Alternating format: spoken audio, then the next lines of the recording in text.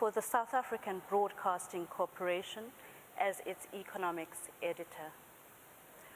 I often say that we carry one of the most noble and compelling mandates on the continent: to educate, to entertain, to inform, and to play a role in democracy and in development. We will be televising the session live as the SABC, as Africa's largest broadcaster, to 50 different African countries. Welcome. I will now introduce our guests and my esteemed panel. Your Excellency, President Mnangagwa of Zimbabwe, welcome to our country. You're a lawyer. You're former Minister of Justice, former Minister of Defense, former Minister of Rural and Housing and Social Amenities. You're also former Minister of Finance. Yes. You're well equipped to speak to this topic. We are also joined by one of Africa's most influential women. You come from Cairo. You're in the Cape now. You arrived at a time when we are mourning the death of a woman in this country, hence the demonstrations outside the World Economic Forum venue. Her name is Zinene Mkhwetyana. We honor her today. Your background is in electrical engineering, and you have worked for the United Nations, the African Development Bank, and so on and so forth. Thank you for joining us. Thank you for inviting me. All the way from Europe,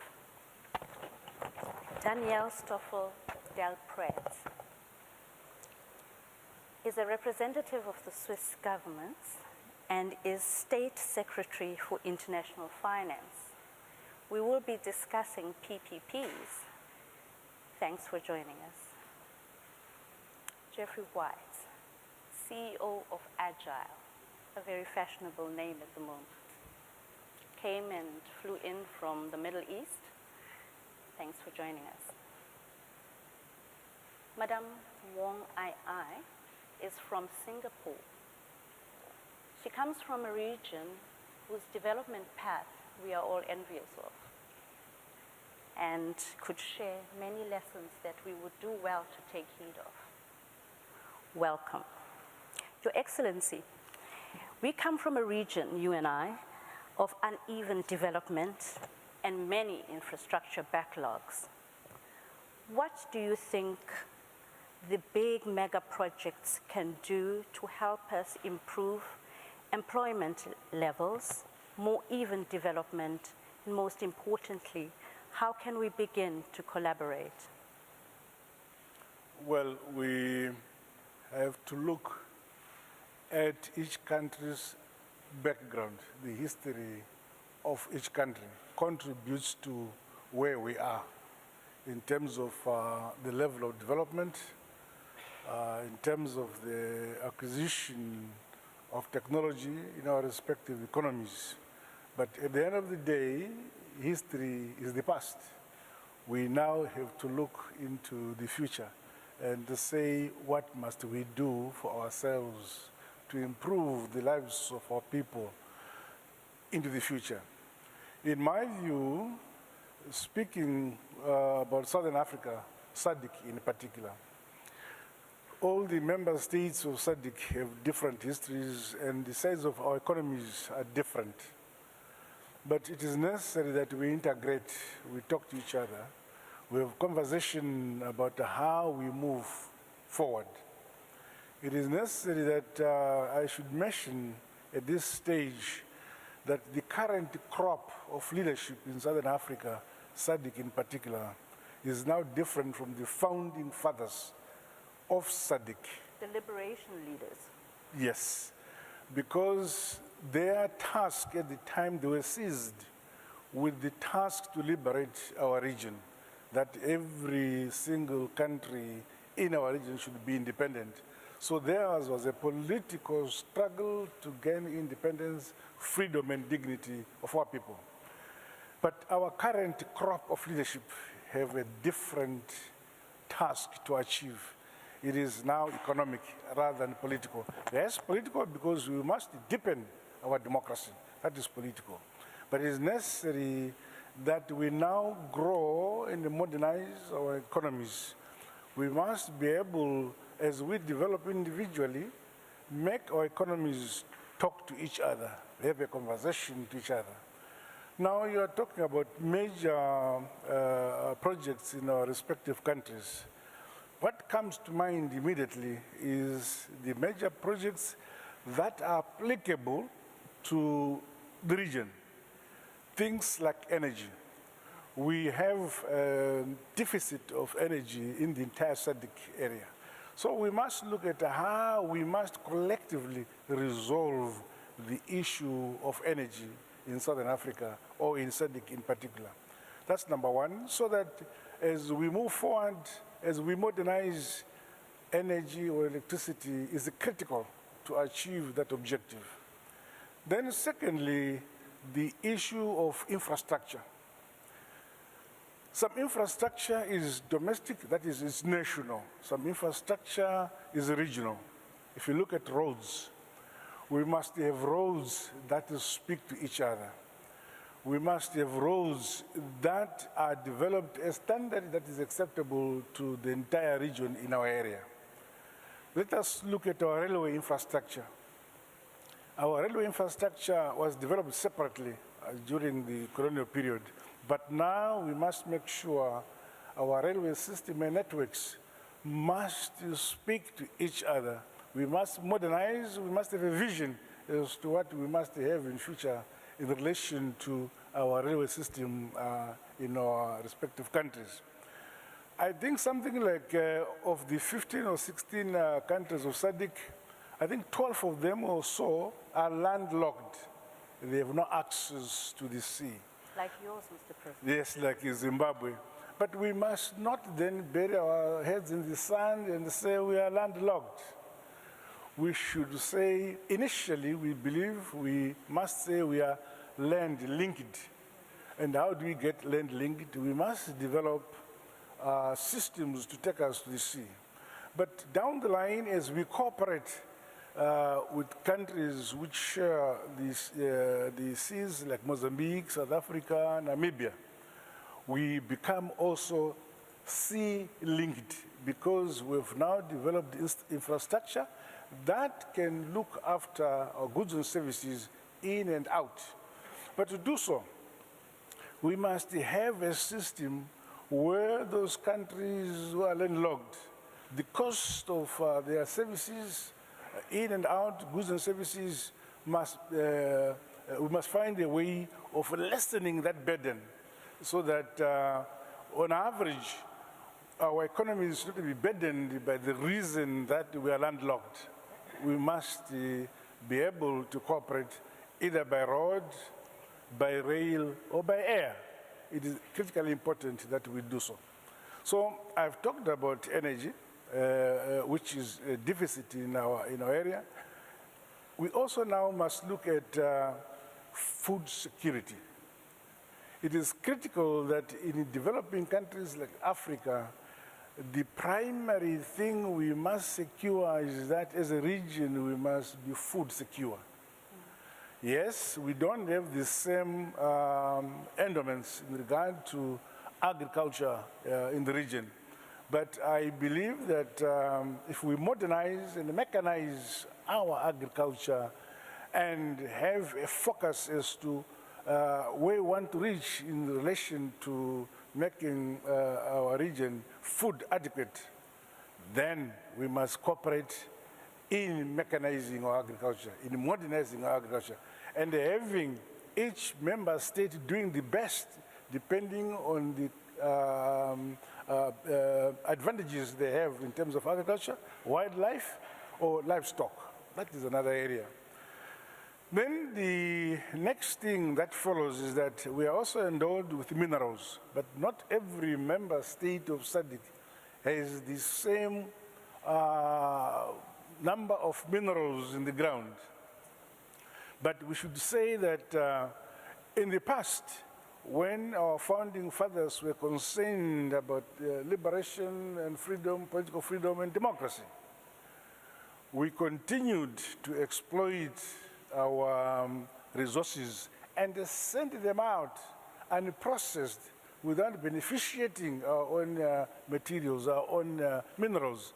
But now, under the current leadership, we are agreed that it is necessary that we look at having technology brought into the region to beneficiate our minerals together.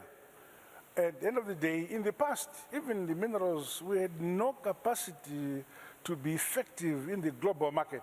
It is also necessary now that as we develop, as Africa joins the global market, we also in our region must make sure we don't limit ourselves to the level of production, primary production.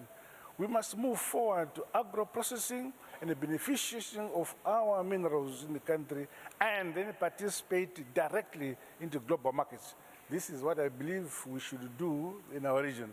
So our task with the current leadership is that we must continuously interrogate what we must do. In my view, we bring in the type of education that must now be in our region. In the past, we were taken to school 50 years ago, 60 years ago, in order to be able to be clerks or nurses.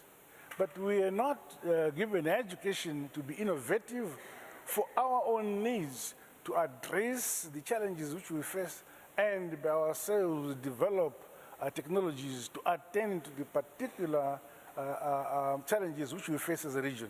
So again, we are now talking to our higher institutions of learning to change the curriculums so that they address and they speak to the type of product we must produce in our institutions in order to develop ourselves. Yes, it is necessary. We cannot invent the wheel, but it is necessary that as we look for technology from outside, we must have it adapted to our own conditions and also improve on it to adapt to our own conditions. I believe I talked too much. No, Mr. President, you don't talk too much. Madam Commissioner, the AU has a number of mega projects. Have these translated into increases in GDP in the various areas? What has been the impact of these projects? Thank you very much, and thank you for having me on this panel. But let me start on maybe talk about what's happening on the continent and how do we perceive these mega projects. Our aim at the African Union is to create one continent that is peaceful, prosperous, and competing at the global level, as His Excellency, Mr. President, just said. Now, to do that, and maybe I will focus on infrastructure because this is what I know best, or at least I'm trying to know. Infrastructure, why it's important? The African Union has launched, as you know, for instance, the African Free Trade Area, and it went into effectiveness last July. We're talking about a huge continent made of 55 countries. The population is 1.3 billion people, increasing. This is young and energetic and in need of employment. Thing is, India has almost the same size in terms of population, but it's one country. Now we're talking about 55 fragmented economies. The size of our economies is small and cannot absorb all this potential of young people and cannot create this large number of employment that is needed. Some studies say, and hear me well, that Africa needs 1 million jobs per month.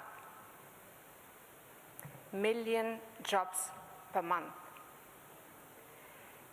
This is why mega projects are important. We need to make sure that whatever we're going to do, we need this huge space, and that's why we created the African Free Trade Area. We need to trade among each other, but trade in what?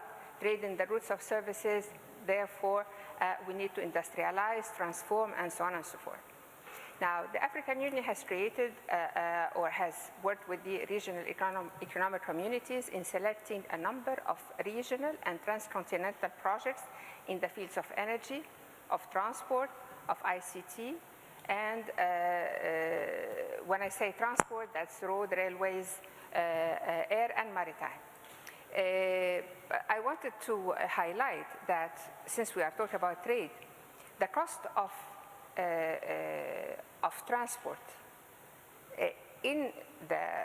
within the composition of our the cost of export on the continent, 70%. So transport accounts for 70% of the cost of export in Africa. It's 20% elsewhere. And every 1% increase in transport and telecommunication infrastructure on the continent translates into 3% increase in exports. That's why it's important we work on our infrastructure, especially that the infrastructure that we were left off with mainly goes from Africa to the former colonials, but not between African countries. So that's why our program focusing on linking and physically linking the continent together and integrating it. Which is what the president exactly, and taking it further. We finished a 10-year program, and by which, thousands of kilometers have been extended. And you're talking about the Cape to Cairo, and not only by road, but also fiber optics. And it's actually done by a Southern African company that is, working on the Cape to Cairo linkage,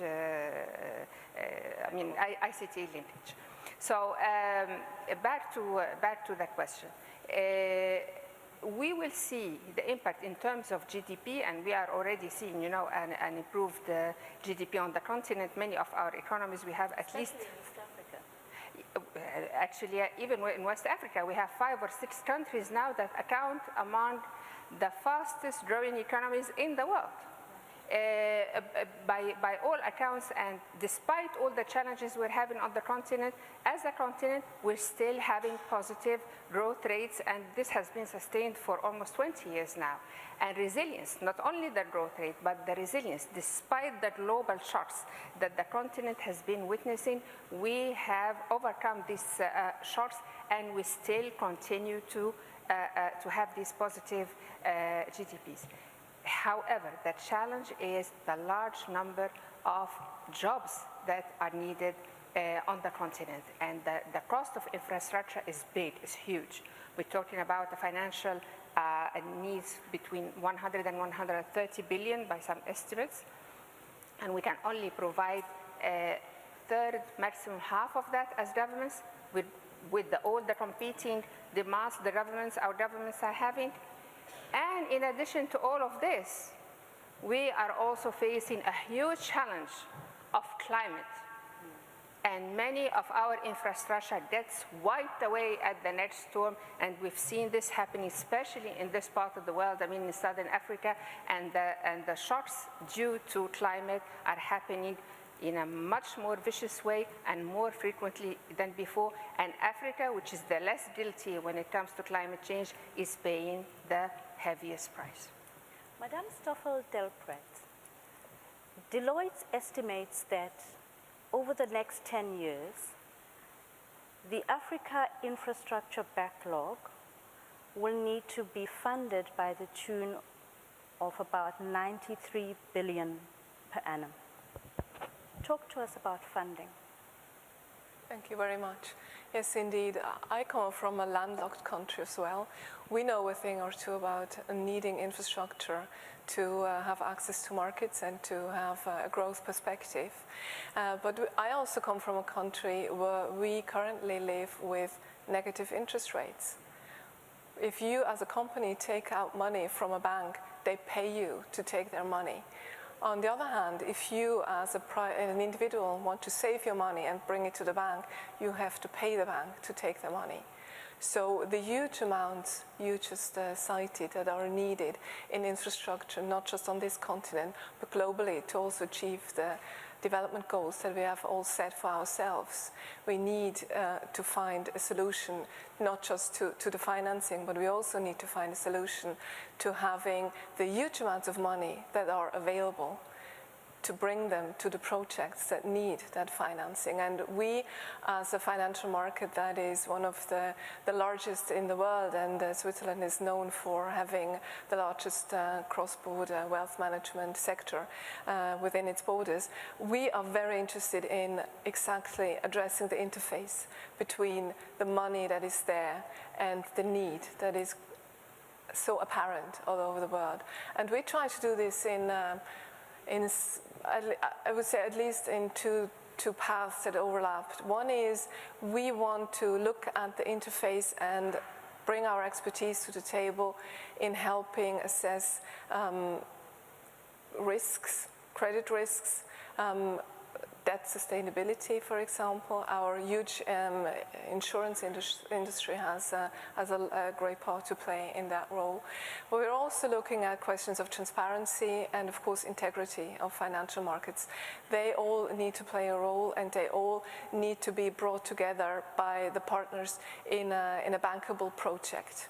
And we're very much interested in finding maybe prototypes and working also with regional development banks in finding exactly the right recipe of all the needs, as also Mr. President addressed them, to have money flow from where it is to where it is needed, also to the benefit of those who then invest. And I would say the second aspect that we're looking at is the huge chances and the opportunities that are opened, especially in the West already, by the new digital technologies. Switzerland has a regulatory framework that already addresses the challenges of the blockchain technology, and we see how market infrastructures, financial market infrastructures, trading platforms, investment opportunities, advising of customers with regards to investments is already done on platforms, on systems that are easy to handle, that are very accessible, that offer a great degree of transparency and stability and security, and we would already want to bring that dimension also into the mix of helping such projects come to fruition. Listening to you, one gets the sense of an exciting future for infrastructure, because traditionally on our continent, infrastructure spending has been funded off the balance sheet of our states. And this is set to change now that there are new technologies and new opportunities for cooperation across continents. And that's one of the beauties of this panel, is that it's a multi-continental exercise. Jeff White, what is your contribution to this? So I think, as a private sector investor, and Agility is one of the world's largest logistics companies operating globally. And from an Africa perspective, I think we are hugely bullish on the African opportunity. A lot of our traditional markets we're seeing are slowing down or stagnating. We think Africa is the place to be investing and putting real capital into providing infrastructure solutions. Now, as a private company, we can't do full infrastructure packages and sort everything. So we're investing in what we see is fundamentally infrastructure aligned with the growth opportunity. So we're building across the continent a network of international standard warehouse parks. Now, on the face of it, that doesn't seem particularly exciting, but the reality is the capability, the warehousing and buildings that are fundamental building blocks to economic growth and prosperity. So we use our warehouses, we invest, we put the capital in, we buy 500,000 square meters. That's about 100 football pitches, to put it into perspective, on the edge of all the major cities in Africa. We build the infrastructure and we invest in it, so it creates a platform that enables trade. And we see it, and I think it aligns with everything everybody said, we see it as a way that manufacturers are able to have an ease of doing business and manufacture locally to meet demand. It's a logistics platform platform that will support regional trade and the growth with the Africa Continental Free Trade Agreement, the growth of a market that's 1.3 billion, 2 billion people by the time it's actually up and operational. We think that e-commerce is going to be huge in Africa. So although building warehousing doesn't seem hugely important, the reality is it enables SMEs to grow and develop.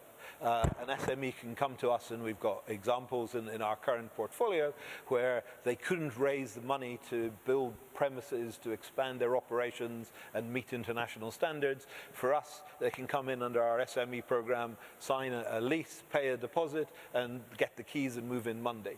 Likewise, when I look at our 65,000 global customers that we do integrated logistics for, they all want to go to Africa. They all understand the opportunity. They just find it really difficult to execute. So by building an infrastructure capability, a warehouse park, and it's landscaped and it's got consistent power, it's safe and it's secure, it enables companies to say, great, let's go into the Africa marketplace, and it makes the ease of doing business more efficient and much simpler and faster. If I look at Ghana as an example, one of our large blue chip customers, they had an original plan to go into Ghana that they thought would cost them $5 million investment to find a site, build a factory, set it up, start operating, and they thought it would be $5 million and 3 years before they sold any product. Because we'd already built and invested in infrastructure, they were able to come into one of our warehouses, set up their manufacturing plant, so their cost of going into the African market moved from $5 million to $1 million for exactly the same business plan. And instead of selling products in 3 years' time, they were able to start selling products in 3 months. So that's a real enabler, and going back to your point, that's a platform that can create jobs for local companies, can create jobs for multinationals coming into the continent. And I think although we're doing it in a very niche sector, which is in relation to warehousing, the opportunity is as infrastructure gets better, you can trade regionally, you can manufacture and move goods. Instead of just selling in Abidjan in Cote d'Ivoire, you're able to sell across the whole of West Africa. And that's what's going to really stimulate the economic growth. Well, thanks for that very granular view from the ground. Wong Ai, you come from a country that moved from being a third world country to a first world country at a dizzying speed. And your infrastructure is breathtaking and enviable. What lessons would you like to share? Well, thank you very much. It's a pleasure and a privilege to be part of this panel. And thank you for your kind words.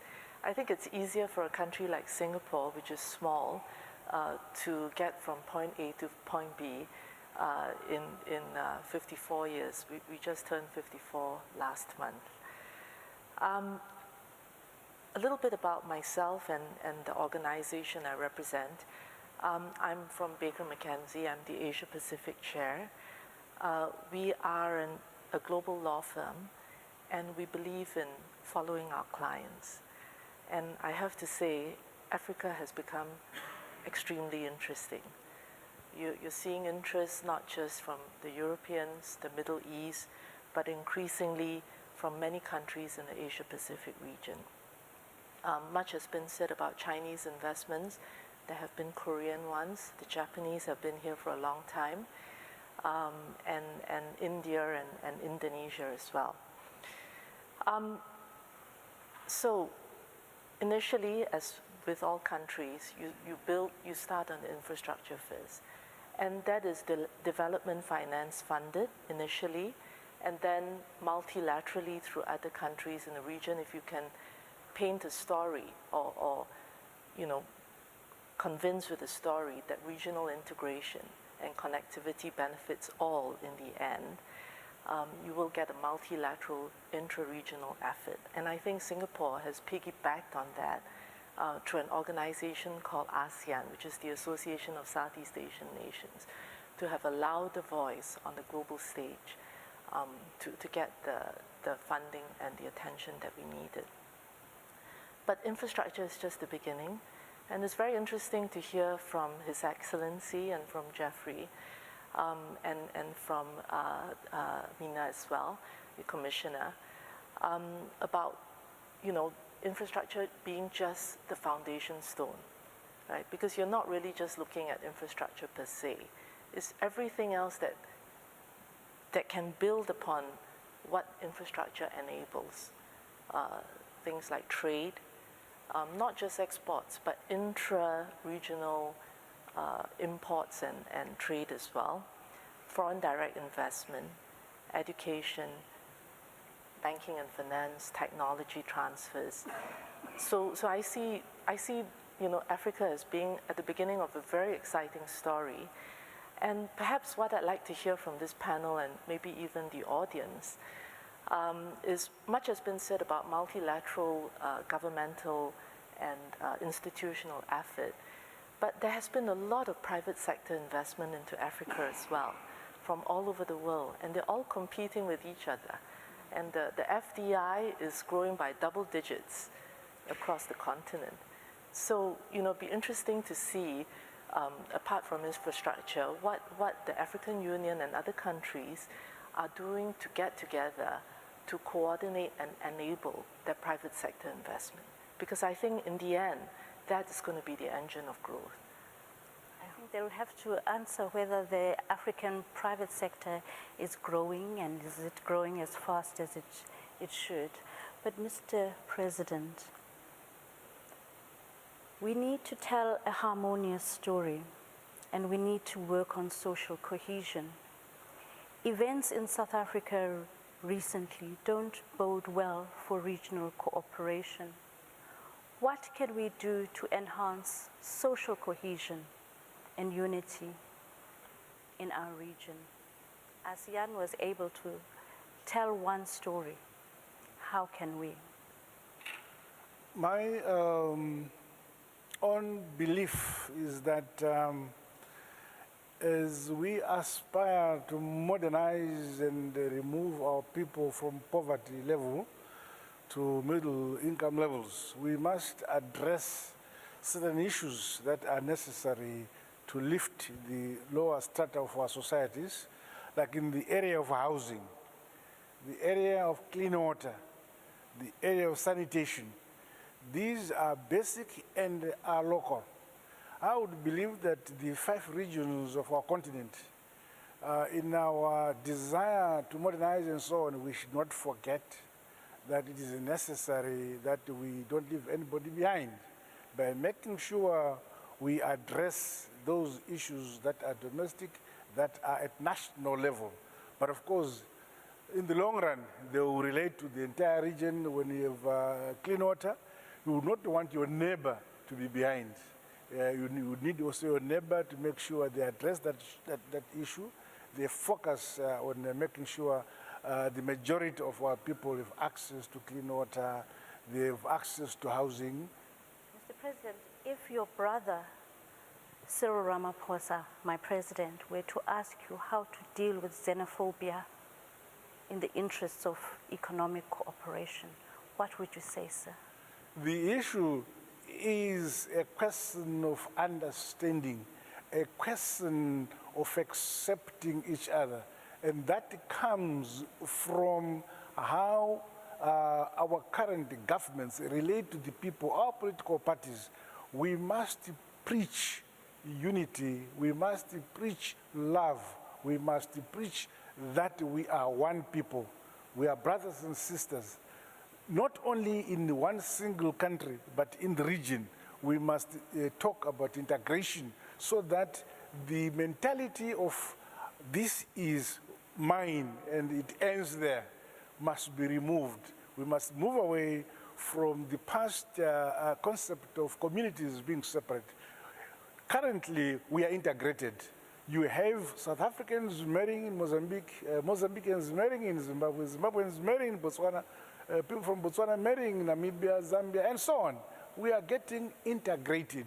So all what is necessary, those things that are happening are a result of failure to bring people to a level where they respect each other. And that can only be done when people have a hope, when people can see that they can progress, when there is a roadmap for progress, a roadmap for moving from the lowest standard. You can see that, okay, 2 years ago, I was at this level, now I'm that level.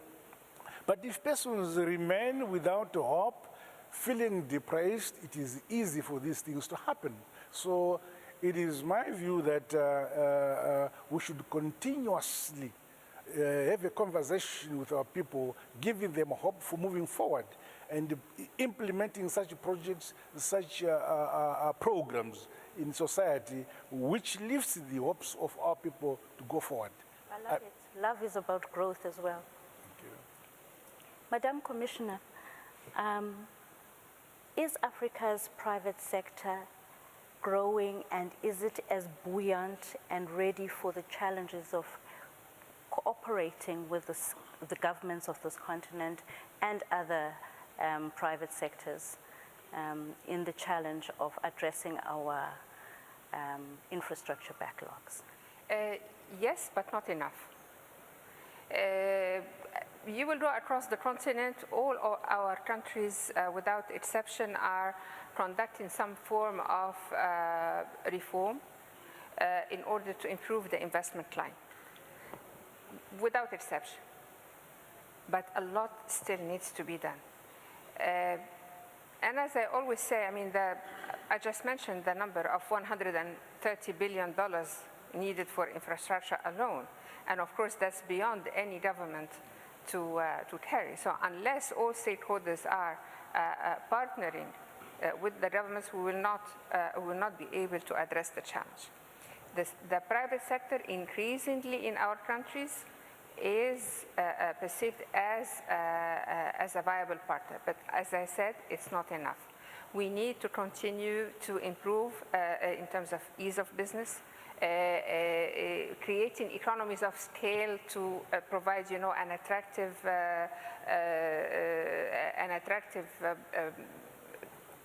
project, for investment. Continue to improve our regulatory frameworks, not only at the national, but also at the regional, continental level, since we are talking about projects that very often would be cross-border, and that's a role that the African Union is doing. So harmonizing the regulatory frameworks and the policies and the strategies is an essential part of what we do.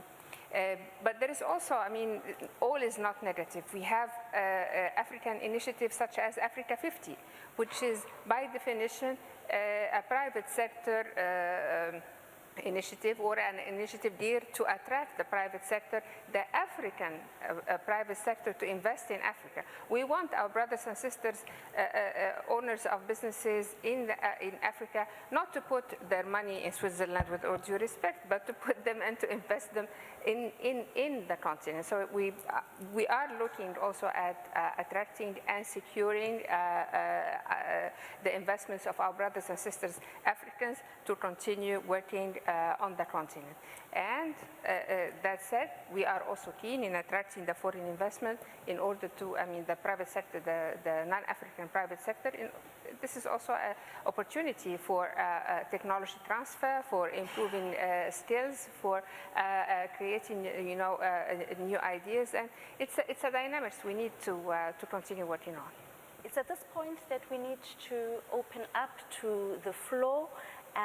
But before we do, let's hear from you. I would just wanted to echo the quest for openness. I live in a country where more than a quarter of its population is foreign, and capital markets need to be open. Growth is definitely due to the quantity or the relative volume of openness, be it capital, be it human resources, being other factors that are needed for production. And it is difficult. It is not easy. It puts every society in a very demanding position. We see that in Europe as well. And I would only like to echo the strong call for openness in all these respects. Shall we have a broader discussion, please? Sir. Thank you very much. Ishan Tharoor, The Washington Post. Thank you again for this panel. His Excellency, the President of Zimbabwe, spoke of the need to preach regional love and unity, to move beyond the politics of the past. But I would ask you, sir, what love and unity have you showed for recent protests of opposition in your own country?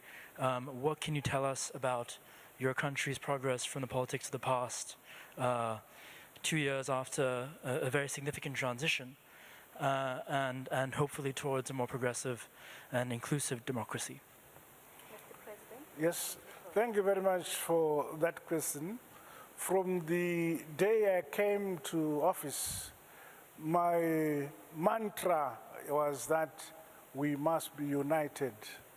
We want a united Zimbabwe where everybody is accepted.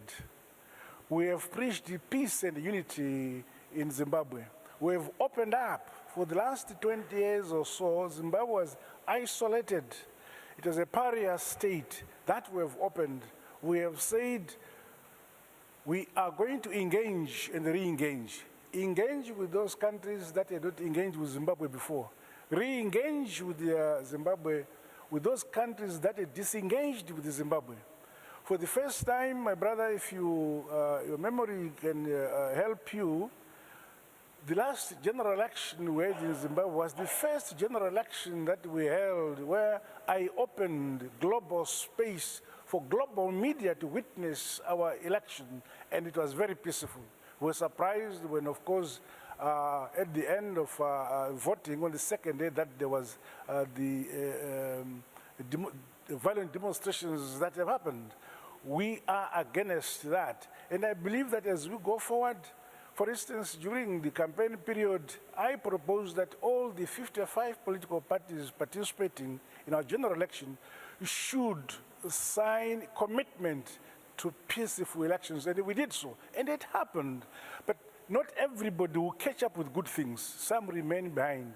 But we will do our best, my brother, that we should continue to preach peace and ask everybody that only when we are stable and we are working together in unity can we prosper. And we will be respected by the international community if we show that we are democratic. We give democratic space to everybody. In terms of constitution, we have one of the constitutions, I think, in our region, which is very, very democratic, and we respect it. However, the rule of law must be obeyed. The rule of law must take root in our country. Not everybody observes that overnight. But as we go on, I have no doubt that as we move on, we shall continue to improve and deepen our democracy. Thank you, sir. I saw a hand on this side. Is that hand still up?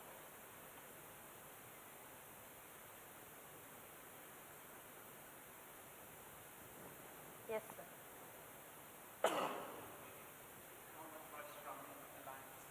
News, just in terms of interregional progress, how are you aligning with NEPAD, African Union? How's the coordination working? Who is the director there? I think to the Commissioner. The NEPAD is part of the African Union. So the African Union is the Commission, the African Union Commission is the body, the political body, and in charge of policies and strategies. And our executing arm is NEPAD, which is now turned into AUDA, or African Development Agency. So we are one. And as such, we develop together, and the next meeting is going to be in November, by the way. We developed together this transcontinental regional infrastructure project, as I said, that has transport, energy, ICT, and tourism, by the way. And we get agreement over these, and this has been a bottom-up approach. So every region, every community, regional economic community, south, east, north, they come up with the list of projects, the priority projects.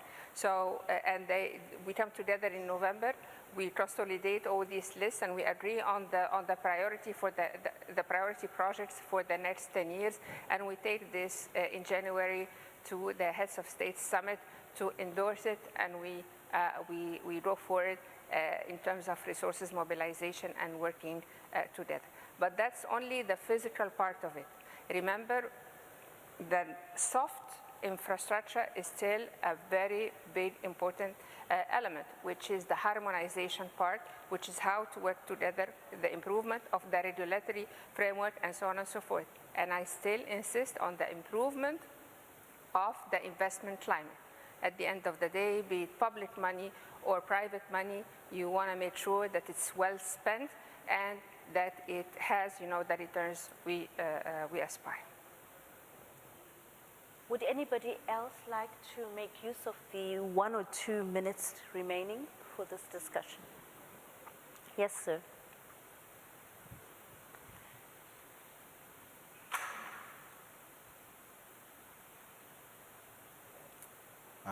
Thank you for this opportunity. My name is Wilford Mwanza. I'm part of the Global Shapers community.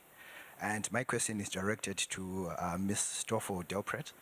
And the African youth are considered a critical stakeholder in these conversations. Statistics say that about 75% of the population in Africa are youth below the age of 35. So this would mean that this would be an integral part where young people should play an active role. So which areas, or maybe how can young people be involved more in this conversation, specifically in what you said in bridging the gap between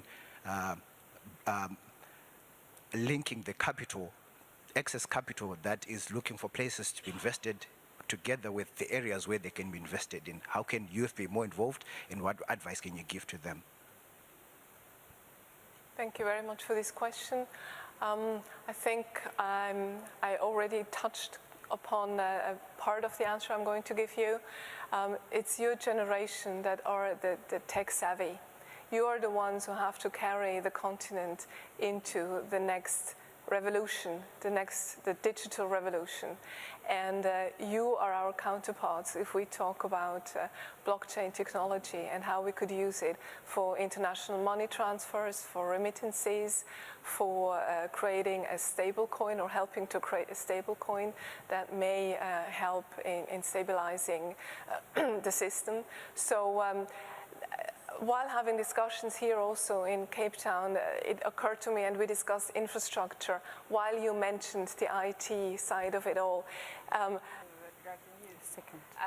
I did mention that when we talk about mega projects, they are great providers of jobs, and they help create jobs for youth. But I do not wish for this to be understood that this is the only way youth is going to be involved in any project, mega project or otherwise.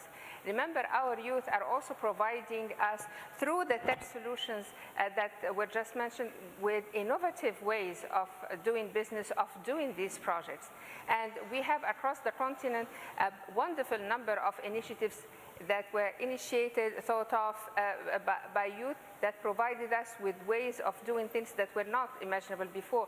Think of the energy to pay as you go, for instance. Think of mobile money, which is about financial inclusion across the continent.